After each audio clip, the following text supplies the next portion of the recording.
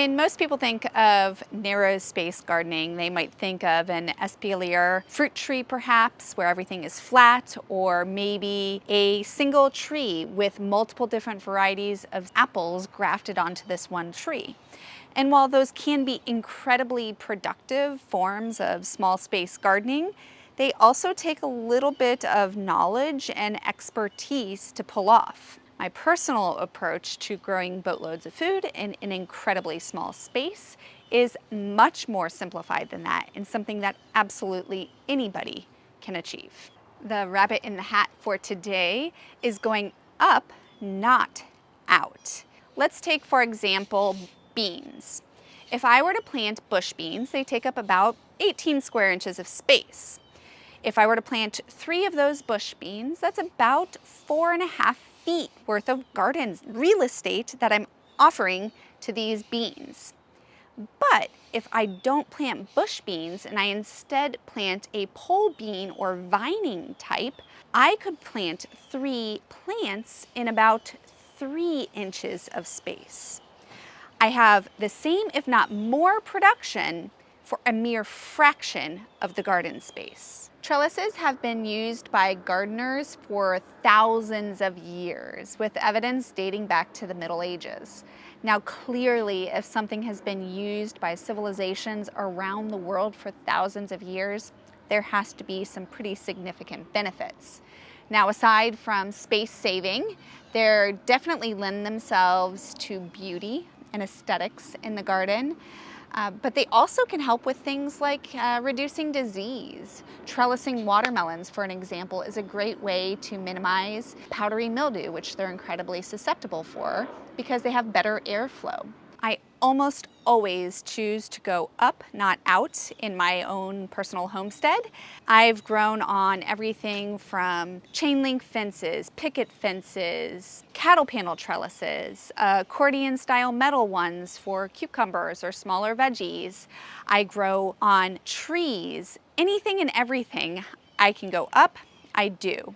And the fun part about it is that you're not really limited to just the standard veggies. Behind me is Chinese python snake bean. You can grow things like leafy greens that come in vine form. There's so many different options. There is without a doubt a trellis for every garden size, budget, and style. But the star of the show when I host classes or do tours at my homestead is my cattle panel archway on the side of the house. I planted a single plant in the 2 to 4 inches of space between my sidewalk and my chain link fence.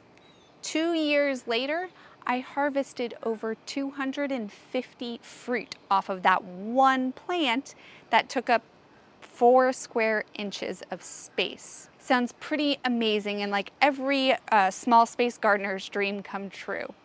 This unicorn plant that I chose to put on my cattle panel arches is passion fruit, and it is by far the MVP of my vining plants in my urban homestead. Not only for its sheer production, but also the aesthetics and multiple other benefits that it offers. There are 2 kinds of passion fruit, yellow and purple. I've grown both, I've eaten both, and they both have very similar tasting fruit or flesh, although the yellow is considerably larger.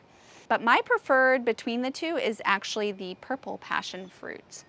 Now, purple possum passion fruit has been grown and used by people in the Americas for a very long time, and it has a host of medicinal properties to it. Now, clearly, I'm no doctor or expert, so I'll leave that research to you. But what I've found to be personally helpful and that I've noticed is its calming properties.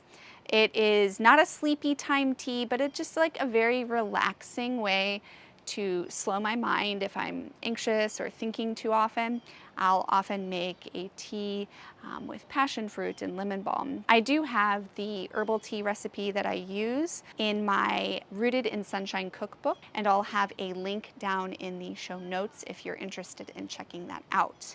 The other perk with the purple over the yellow passion fruit is that you only need 1 plant for it to fruit. whereas most of the yellows are going to need 2 plants so that they can cross-pollinate.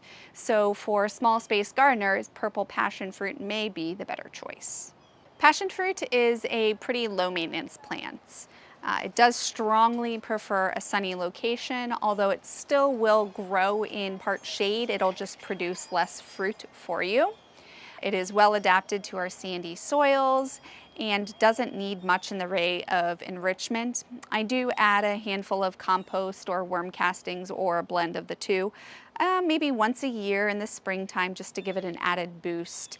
And I have found that spraying Holganix, which is basically just a soil microorganism slew or blend, has had ridiculous results with this plant.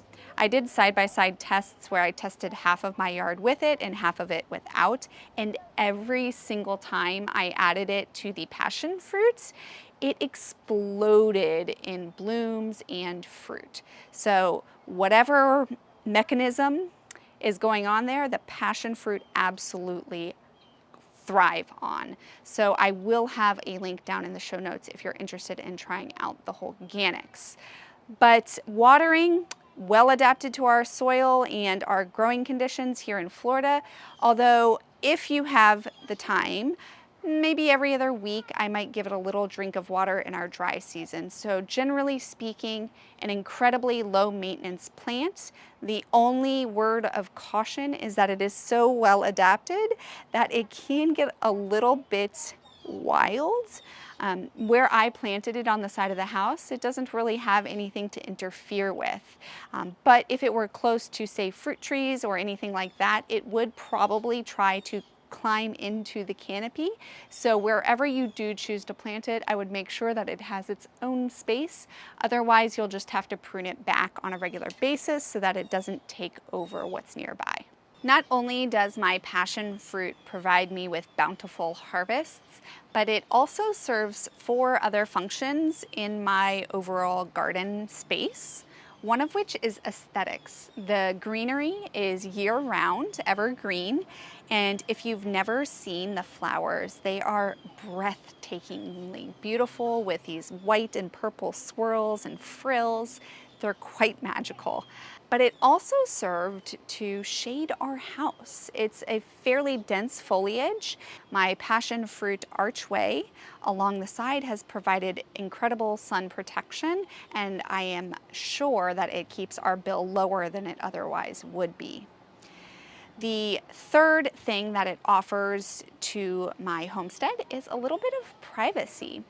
I created this archway trellis on the side of my house so that our neighbors, although we are friends, don't look out and see into our rooms, preventing the windows from being seen from the street and things like that. Now, the last benefit is a pretty fun one, and that is that it is a host plant for the Gulf fritillary butterfly.